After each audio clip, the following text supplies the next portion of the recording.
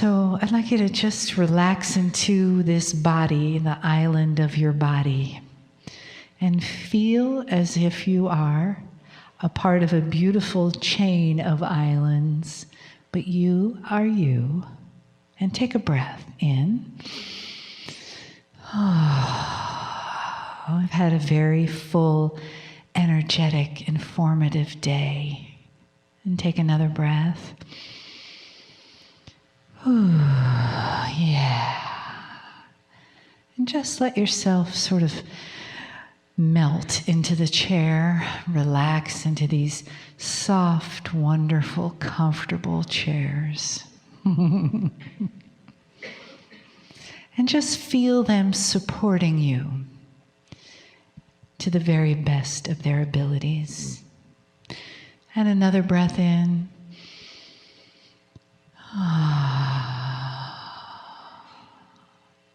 Feel your feet resting on our beautiful Mother Gaia. No matter how many layers of shoes and socks and carpets and concrete, underneath is Gaia, lovingly supporting us, carrying us every step, every day.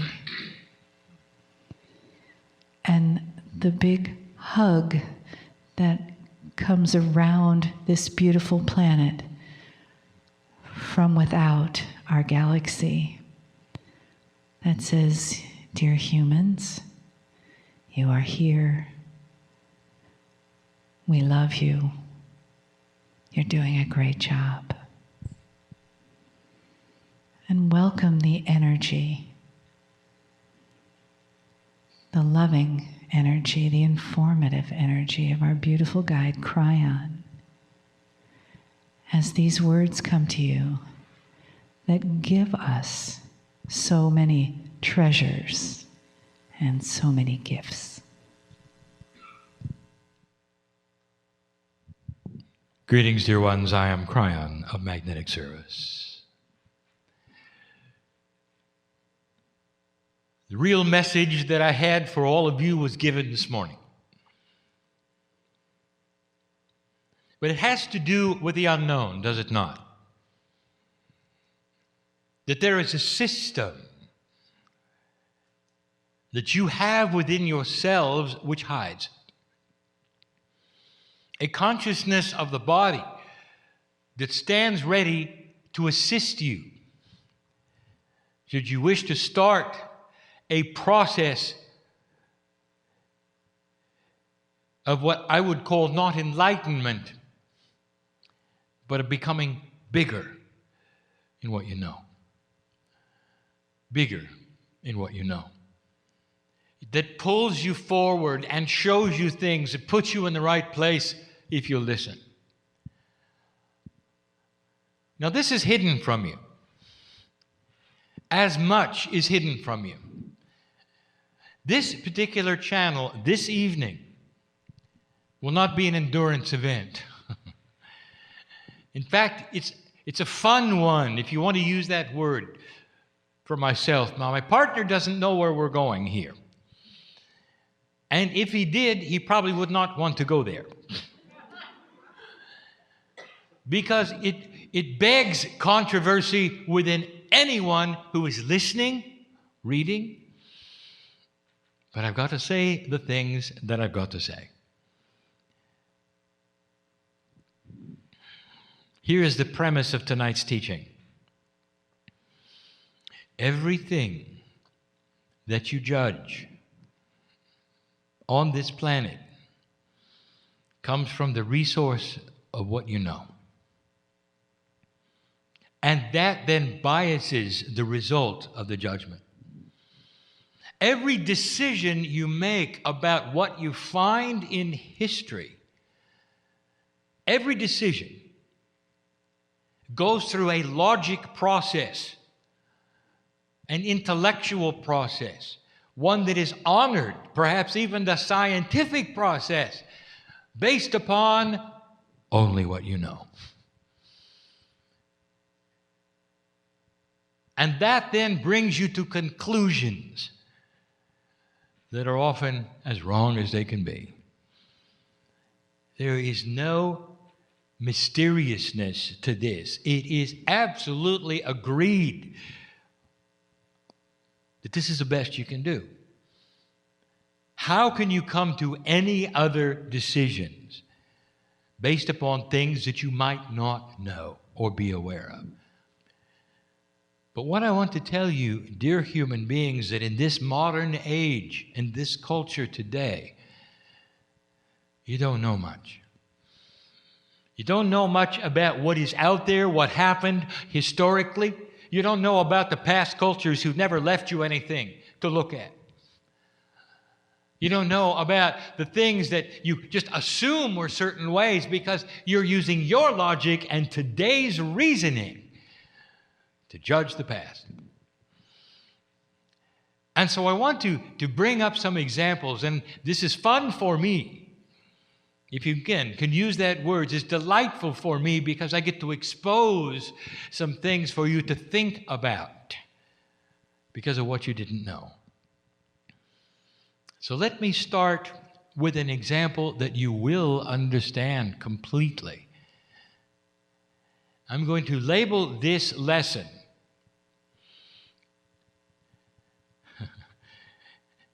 Ancient Energies Frozen in the Past. Ancient energies frozen in the past.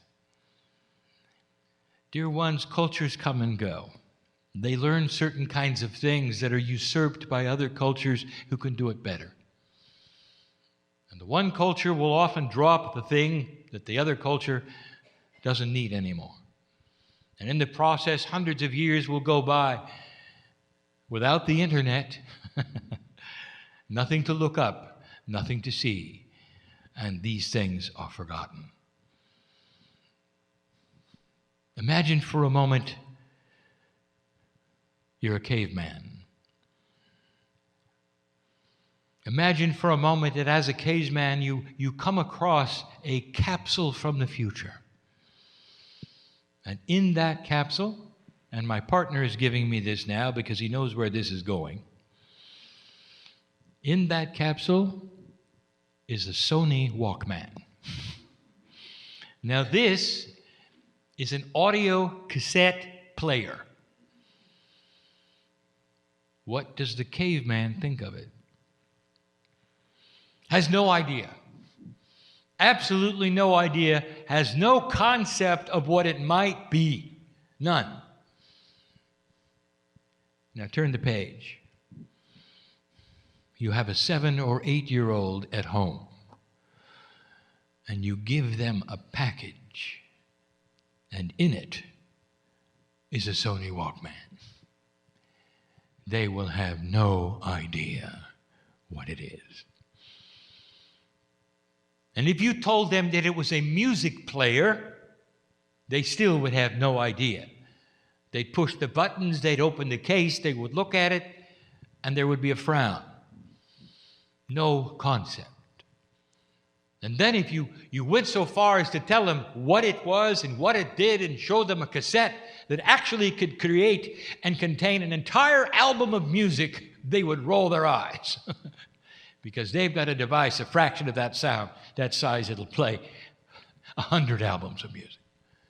It's not in their consciousness. They have never seen it. The cassette player, frozen in time. The ancients don't know what it is, and the kids don't know what it is. What's going to happen to that? If you removed the internet, it would be lost. The whole process of what took place in those years that would play music in that fashion, the technology, the reasoning, the science would be gone. Today you archive everything. And so this day, that will not be lost. But that's not what I want to talk about. That is the example that I wish to talk about. A technology frozen in time. One that is no longer used, but forgotten. Is it possible that there are others? And I don't want to talk about technology now. I would like to talk about processes, cultures, beliefs, what you don't know. Now, your DNA is not working very well, less than 40%. And so when you see certain kinds of things, you're not able to pull on the akasha. You can't go in and get the truth. You can only make decisions based on what you know. There's a place on this planet where the indigenous have created roads that go nowhere. First discovered from the air, they are so long, they are so straight, they are so accurate, and they go nowhere. And you take a look at the craftsmanship that went into them, and you can even see some of them were paved beautifully. Straight as you can make it. And they go for sometimes hundreds of kilometers. And they go nowhere. What do you think of that? And so the human being summons up the highest logic possible. And they may form committees. And they may look at all the possibilities of what those roads were for. And they will say, well, they did not have vehicles, so there was no reason for them to really build roads at all. Especially not that straight that went not even to another city. They simply went. Interesting, when you view them from the air, they look oddly like runways. Runways. So the next logical thought, because humans have runways now, is that they are runways from the past. The next logical thought is that they exist because something needs runways. What is it? Flying craft. Aliens. Do you see the logic here? Do you understand what I am saying? That you, as human beings, are viewing that culture from your point of view and not theirs. So there is an entire group of humanity that looks at the long roads. We won't even identify them. Created by the ancients. And you will say they were runway. Those from the stars. So I'll tell you what they are. And I'll tell you the folly of what you decided they are. And that's fun for me. Not fun for my partner, fun for me. First of all, does it make sense to you that a craft from the stars that would have to know about interdimensional travel, that would come through interstellar space, would need a runway? You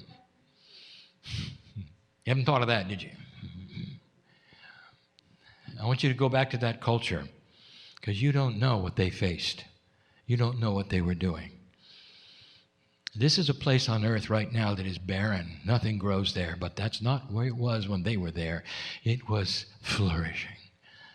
But as the rain stopped, in their culture, their God told them to build a road. And they did. And they didn't question it. And the longer the road was, the higher the honor was to their God, who would then give them rain. And it never came. And they built, and they built, and they built. And they built it as perfect as they could. And the longer the road, the better chance they had of rain. And it never came. Little by little, they died out until the last one was gone, leaving only the road. That's the truth. Did you know that? Did you know about their God? Did you know about their culture? Did you know about their weather? Did you know any of the things? And the answer is no. Frozen in time, lost in history, never written down without an internet, leads you to only think about the things that you understand in your culture, because you have aircraft. They had to be runways. That's just one of so many things, dear ones. There is a reason why I'm giving you this, and you're going to see it in a moment. Geology is much the same. We've discussed this before. You base all of your geological suppositions, what you see in the canyons that are formed, on one premise, that time did these things. But you weren't there to watch it. And you base that upon what you see today. A very benevolent planet that doesn't have a lot of upheaval. A benevolent planet that just sits there. A benevolent planet that is worn by time, maybe millions of years, to create erosion here and these things there. Let me take you to a 300-year period that created the Grand Canyon a long time ago, where an entire ocean ran in both directions because of upheavals in the earth over 300 years and carved that canyon so quickly. Geologists will tell you they find a delta on both ends of the canyon. Does that make sense to you? It ran in both directions. Ask them if they found seashells around there, and they'll say, yes, there was an ocean. Ran both directions, carved that canyon 300 years. I was there. You can only decide that based upon what you know, not what you don't know. And geologists don't know that. And they don't have that within them to even suppose it, because there's no evidence. Because the timing is not apparent yet. There will be some things that they will discover which will lead to this. You watch. Someday they will admit that the entire thing was short-lived and happened very quickly. You see what I'm saying? That knowledge was frozen in time. You don't have it. You didn't have pictures of it. You don't have that today because the earth is quiet instead of one that is dynamic. And so you suppose that all of it was done over millions of years of a little river that carved the whole thing. It didn't. The ancients created huge, enormous structures.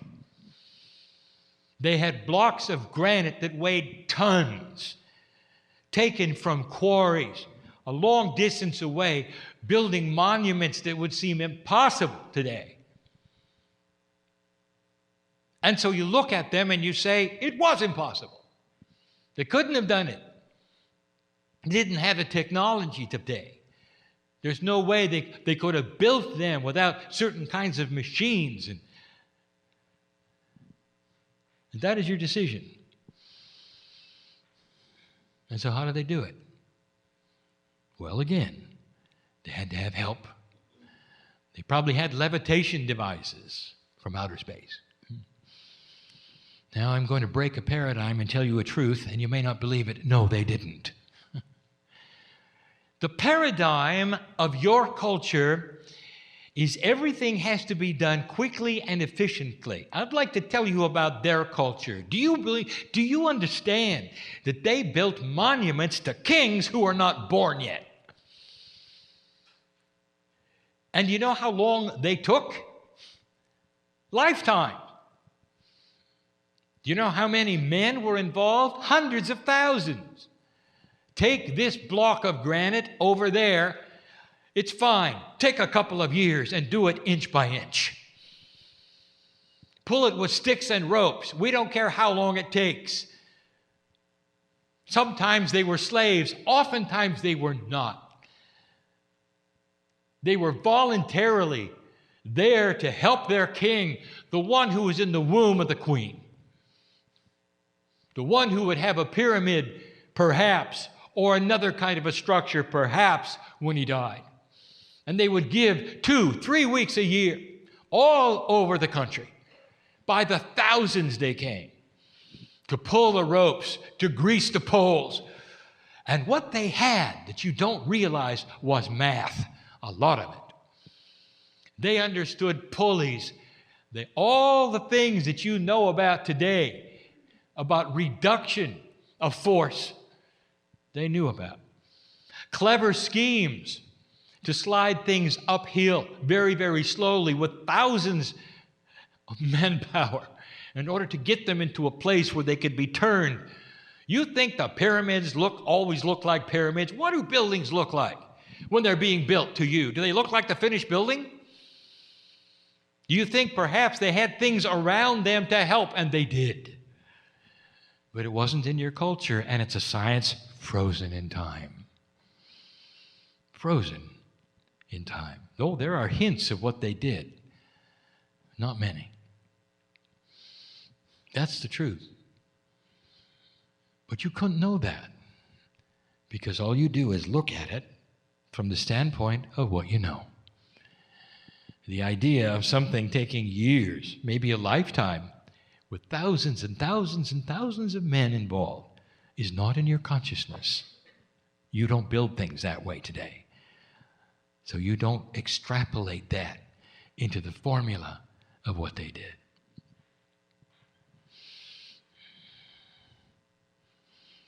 We told you that the Lemurians had temples of rejuvenation on the top of Hawaii. It was one mountain, lifted up by the bulge that took place. There were glaciers up there. That bulge was there for thousands of years. Even before the Lemurians got there, it was there. The mountain of Hawaii is the largest mountain on the planet, measured from the top to the bottom, even though the bottom is underwater. And most of it was exposed, pushed up by this bulge of the magma. That magma bulge, very similar to what happened in Yellowstone Park, which is another hot spot of the planet. It is a geological process that happens. It's not a mystery. And it put the mountaintops above 30,000 feet. It's very cold there. And for a very, very long time, it was cold there. When you have the temperatures of minus 50 centigrade, and you have them for many, many, many years, you have something extremely cold. Now, the Lemurians used that super cold technology without electricity, without the knowledge of anything except chemistry. You can extrapolate heat out of anything with certain kinds of chemistry, lost in time, frozen in time, no pun intended. They used super cold technology to create a quantum event on the top of the mountain, and that created the temples of rejuvenation, and they changed DNA with it. They were able to actually manipulate mass through super cold technology. You are just discovering it today. But there are those who would say it's impossible. They could not have done these things without computers, without electricity, and you name it, all based upon what you know today to be your reality and not what you don't know.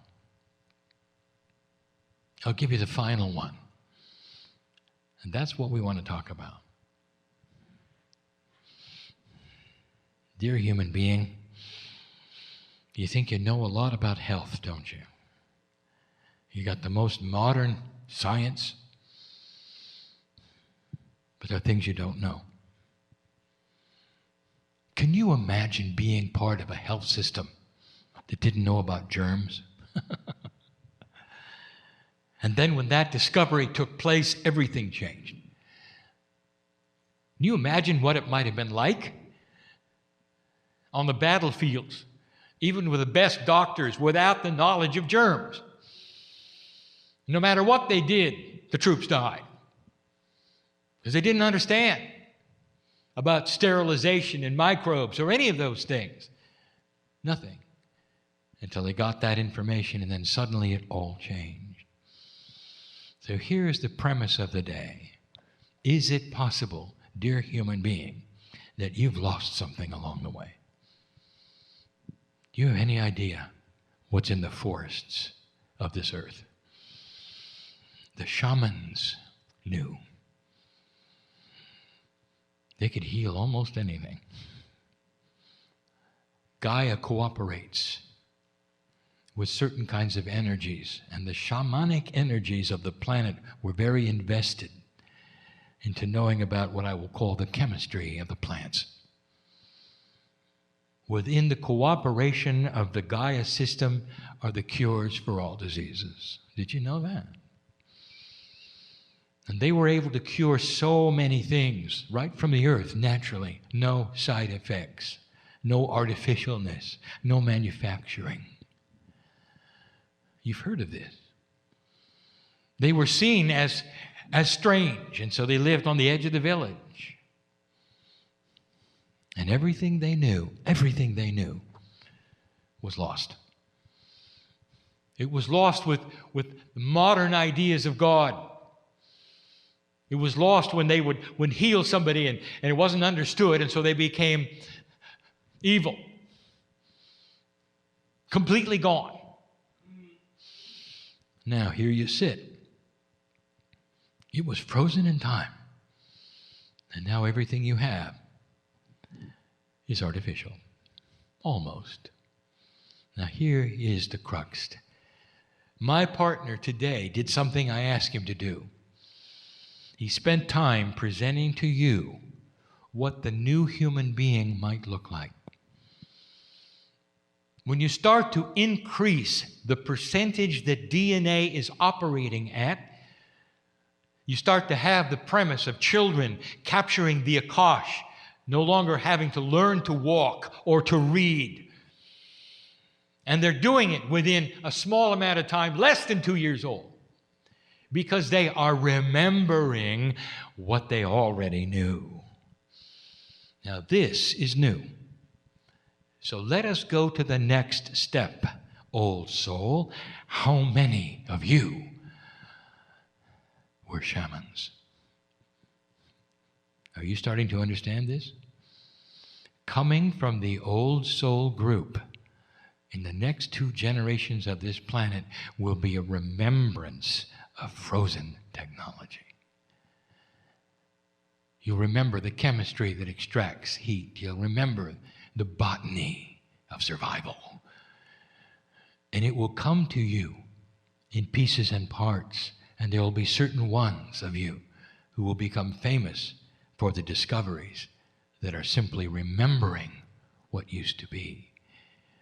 The beginning of a revolution, not in medicine, but in the relationship to the forests, will start to occur. And these things will be pulled out of the remembrance of the shamanic